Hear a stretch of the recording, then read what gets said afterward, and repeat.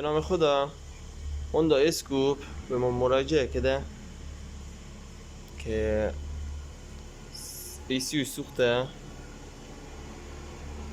و سیستم مال هوندا یا گذاشتیم واسش سیم زرد، وزنه برق خودش و ترانزیستور 4 سیم که مستقیم به باتری وصل میشه.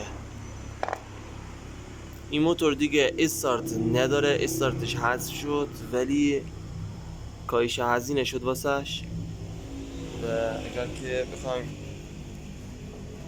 واسه تو تست بذاریم من این سیماشو وصل میکنم و با یک تک هندل روشن میشه.